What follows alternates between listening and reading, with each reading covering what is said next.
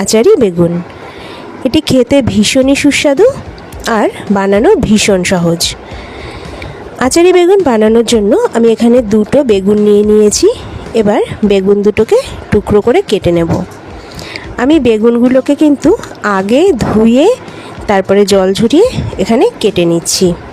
তোমাদের যাদের বেগুনে অ্যালার্জি আছে বা বেগুন খেলে গলা চুলকায়, তারা বেগুন কাটার পরে নুন জলে কিছুক্ষণ বেগুনটা ভিজিয়ে রাখবে, তাহলে দেখবে গলাটা আর চুলকোবে না। তো দেখো, এখানে আমি বেগুনগুলোকে টুকরো টুকরো করে কেটে নিচ্ছি। তোমরা চাইলে বেগুনগুলোকে গোল গোল করেও কেটে নিতে পারো।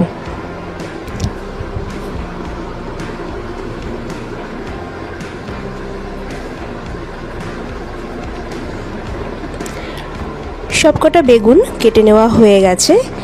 এবার বেগুনগুলোকে ম্যারিনেশন করব। তার জন্য দিয়ে দিয়েছি পরিমাণ মতো নুন, পরিমাণ মতো হলুদ গুঁড়ো, আর দিচ্ছি পরিমাণ মতো লঙ্কা গুঁড়ো। এখানে ঝাল কিন্তু নিজেদের পরিমাণ অনুযায়ী নেবে। তো এবার আমি বেগুনটাকে ভালো করে নুন, হলুদ, লঙ্কা গুঁড়ো দিয়ে ম্যারিনেট করে নেব।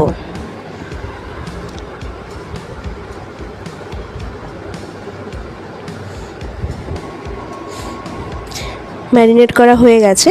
এবার আমি একটা শুকনো মশলা তৈরি করব। সেটা এখানে আমি দিয়ে দিচ্ছি কড়াতে 5 ফোড়ন, দিয়ে দিচ্ছি কালো জিরে, আর দিয়ে দিচ্ছি গোটা জিরে। এবার এই সমস্ত উপকরণ আমি কড়াতে ভালো করে ড্রাই রোস্ট করে নেব। এটা দেখতে হবে মশলাটা যেন পুড়ে না যায়। তোমরা চাইলে সমস্ত উপকরণটা কিন্তু আলাদা আলাদাভাবে নিতে পারো। এবার মশলাটা ঠান্ডা করে গুঁড়ো করে নেব। আর গরম কড়াতে দিয়ে দিলাম একটু বেশি পরিমাণে সর্ষের তেল। তার ভেতরে ফোড়নে দিলাম কিছুটা সর্ষে আর একটা শুকনো লঙ্কা।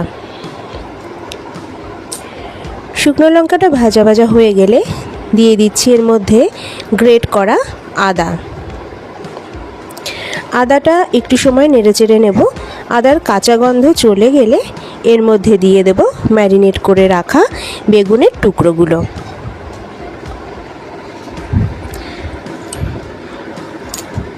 এখানে আমি ফোড়ন দিয়ে তারপরে বেগুনের টুকরোগুলোকে দিয়েছি।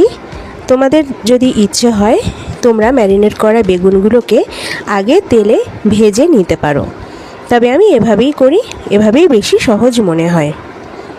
তো বেগুনগুলোকে আমি ভালো করে ভেজে নিচ্ছি, কিন্তু বেগুনগুলো একদম নরম হয়ে যাবে না। সেই অবস্থাতে আমি এখানটাতে আরও কিছু গুঁড়ো মশলা অ্যাড করে দেব।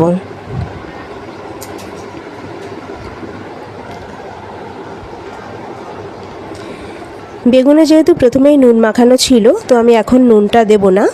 আমি এখন দিয়ে দেব প্রথমে সামান্য হলুদ গুঁড়ো,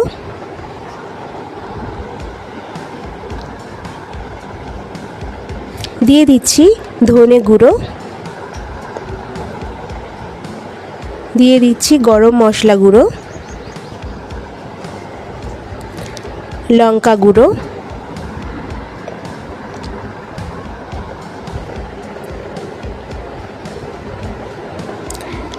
আর এখানে দিয়ে দিচ্ছি চিনি।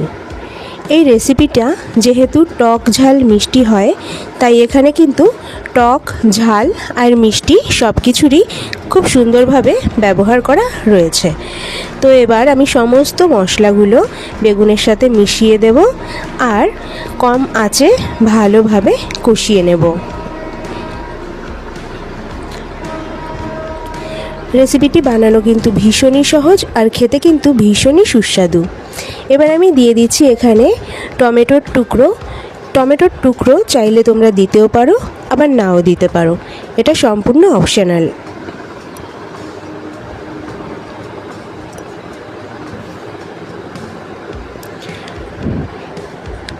বেগুন থেকে তেল ছেড়ে গেছে। এবার আমি এর ভেতরে দিয়ে দিচ্ছি 1 কাপ পরিমাণে তেঁতুলের কাত। এখানটাতে আমি তেঁতুলের জলটা ব্যবহার করেছি। আর এখানে তোমরা বেগুন যতটা পরিমাণে নেবে তেঁতুলের জলটা কিন্তু ঠিক ততটাই নেবে। তোমরা যদি বেশি টক পছন্দ না করো তাহলে কিন্তু আমচুর পাউডারও নিতে পারো।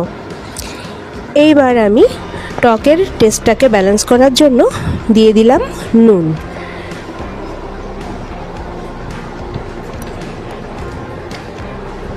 এবার দিয়ে দিচ্ছি প্রথমে ড্রাই রোস্ট করে তারপরে গুঁড়ো করে রাখা ভাজা মশলাটা।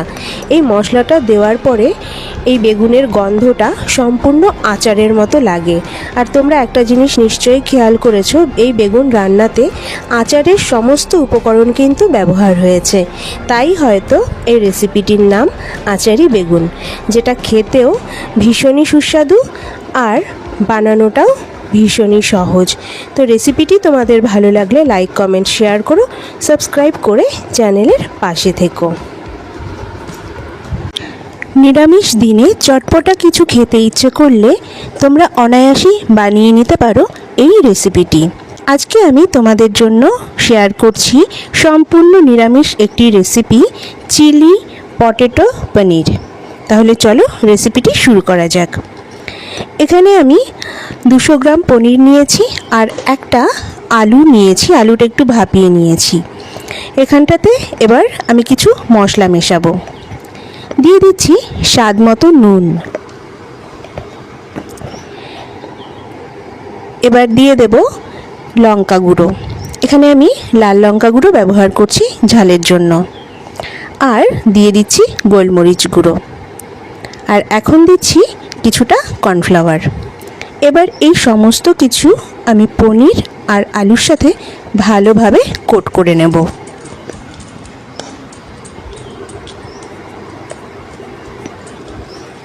খুব ভালোভাবে কোট করে নেওয়া হয়ে গেছে, রেখে দেব 10 মিনিটের জন্য। 10 মিনিট পরে কড়াতে তেল আর ঘি একসাথে দিয়ে দিয়েছি আর পনিরের স্লাইসগুলো ভালোভাবে ভেজে নেব। এই অবস্থাতে কিন্তু গ্যাসের ফ্লেমটা হাই রয়েছে। যে কোনো পকোড়ার রেসিপিতে আমার মনে হয় গ্যাসের ফ্লেমটা হাই করে ভাজলে পকোড়াগুলো একটু ক্রিস্পি হয়। তো আমি এখানে পনির পকোড়াগুলোও কিন্তু ক্রিস্পি করে ভাজার জন্য গ্যাসের ফ্লেমটাকে হাই রেখে দিয়েছি।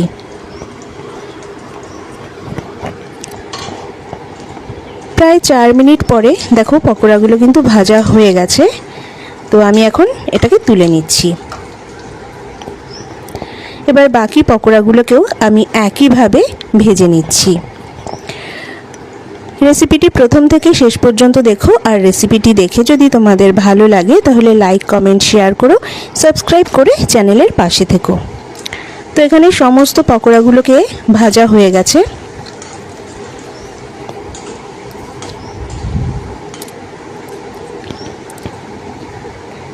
এবার এগুলোকে আমি তুলে নিচ্ছি। পকোড়াগুলো রাখার আওয়াজ শুনলে তোমরা বুঝতে পারবে যে কতটা ক্রিস্পি হয়েছে। এবার ওই তেলের ভেতরেই আমি দিয়ে দিচ্ছি একটা গোটা ক্যাপসিকাম, চৌকো করে কাটা। ক্যাপসিকামটাও আমি হাই ফ্লেমে কিন্তু ভেজে নিচ্ছি। রেসিপিটি তোমরা ট্রাই করো, ভীষণই ভালো লাগবে। এবার এর ভেতরে দিয়ে দিচ্ছি 3টে চেরা কাঁচা লঙ্কা।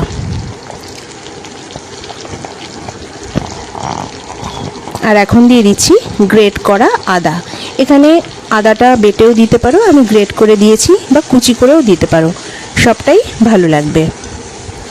তো হাই ফ্লেমে এগুলোকে ভালো করে ভেজে নেব, তবে একদম সেদ্ধ করব না, চেষ্টা করব ক্যাপসিকামটা যাতে ক্রাঞ্চি থাকে। তো এবার দিয়ে দিচ্ছি স্বাদ মতো নুন,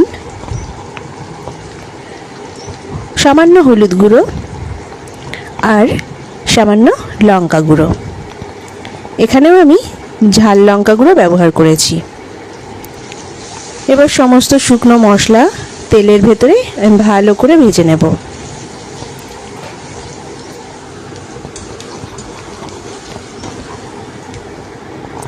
এবার এখানে দিয়ে দিচ্ছি টমেটো কেচাপ আর রেড চিলি সস একসাথে। এটা কিন্তু no onion, no garlic sauce ব্যবহার করেছি, তোমরাও সেটা করো। যেহেতু সম্পূর্ণ নিরামিষ তৈরি হচ্ছে, তো সসগুলোও কিন্তু খুব ভালো করে রান্না হয়ে গেছে। এবার আমি পরিমাণ মতো জল দিয়ে দেব। যেহেতু আমি চিলি পটেটো পনির করছি, তো আলুর জন্য কিন্তু জলটা সামান্য একটু বেশি দিতে হবে, কারণ আলু কিন্তু জল টেনে নেবে। তো দেখো গ্রেভিটা ফুটতে শুরু করেছে। এর ভেতরে দিয়ে দিচ্ছি সামান্য লাইট সয়া সস। তো এরপরে ভালো করে মিশিয়ে নিচ্ছি। ক্যাপসিকামগুলো কিন্তু ক্রাঞ্চিই থাকবে একদম শেষ পর্যন্ত। তো এই অবস্থাতে আমি ফ্রাই করা পটেটো আর পনিরগুলো দিয়ে দিলাম, আর হাই ফ্লেমে ফুটিয়ে নেব প্রায় 2 মিনিট। 2 মিনিট পর এখানে আমি গুলে রাখা কর্নফ্লাওয়ার মিশিয়ে দিচ্ছি, আর সাথে সাথেই কিন্তু পনির আর পটেটোর সাথে ভালো করে মিশিয়ে নেব। আমাদের রান্না একদম শেষ পর্যায়ে চলে এসেছে। দেখতেই পাচ্ছ গ্রেভিটা একদম ঘন হয়ে গেছে। তোমরা যতটা গ্রেভি পছন্দ করো ততটাই নামিয়ে নেবে। সব শেষে গ্যাসের ফ্লেম অফ করে ছড়িয়ে দিচ্ছি সামান্য লেবুর রস, আর মিশিয়ে দিচ্ছি। তোমরা ভিনেগারও ব্যবহার করতে পারো, তবে লেবুর রসে দারুণ একটা গন্ধ আসে। তো ভিডিওটা শেষ পর্যন্ত দেখার জন্য অসংখ্য ধন্যবাদ। দেখা হবে পরের ভিডিওতে। আজকে এই পর্যন্তই।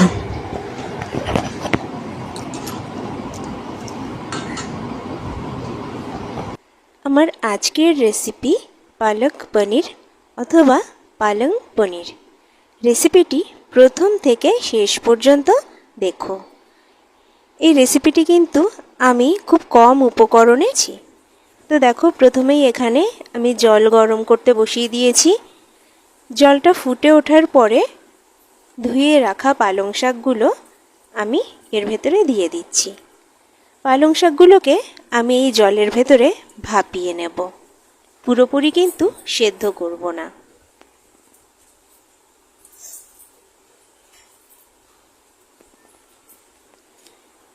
যখন পালং শাকগুলোকে ভাপাবো তখন কিন্তু একদমই ঢেকে দেওয়া যাবে না। তো খোলা অবস্থাতেই আমি এই শাকগুলোকে ভাপিয়ে নিচ্ছি।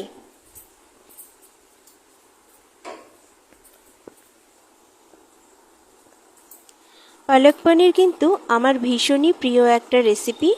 তোমাদের এটা কেমন লাগে অবশ্যই জানিও। দেখো শাকগুলো কিন্তু সফট হয়ে গেছে। এবার আমি এই শাকগুলোকে তুলে সাথে সাথেই এখানে বরফ জল রেখেছি। জলের ভেতর দেখতে পাচ্ছ বরফও ভাসছে। তো শাকগুলোকে আমি এর ভেতরে দিয়ে দেব।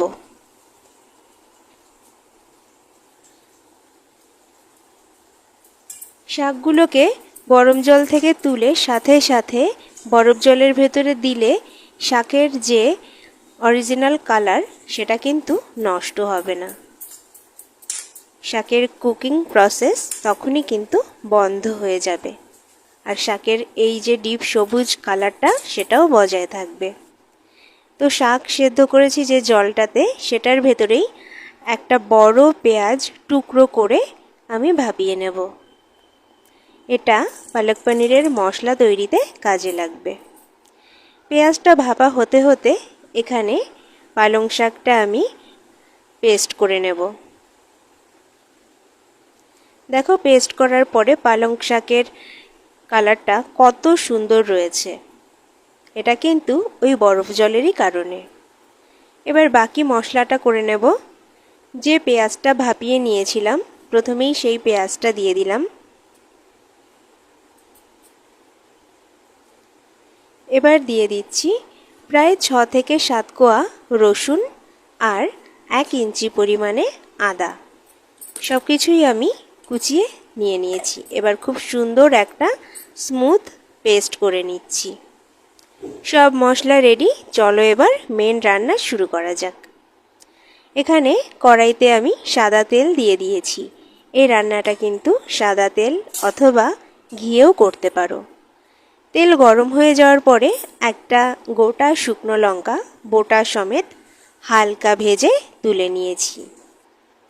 এবার ওই তেলে দিয়ে দিচ্ছি মেথি ফোড়ন। এখানে তোমরা মেথির সাথে তেজপাতাও কিন্তু দিতে পারো। আমি শুধু মেথি ফোড়ন দিয়েছি। একটু ভাজা গন্ধ বের হলেই আমি একটা গোটা পেঁয়াজ কুচিয়ে রেখেছিলাম, সেই পেঁয়াজ টুকরোটা দিয়ে দিচ্ছি।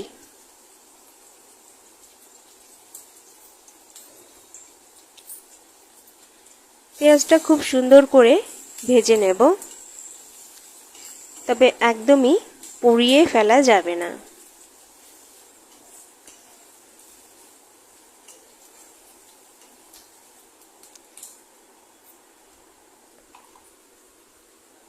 দেখো পেঁয়াজটা ভাজা ভাজা হয়ে গেছে। এবার এর ভেতরেই দিয়ে দেব পেস্ট করে রাখা মশলাগুলো। আর এই মিক্সিটা ধুয়ে সামান্য একটু জলও আমি এতে দিয়ে দিচ্ছি।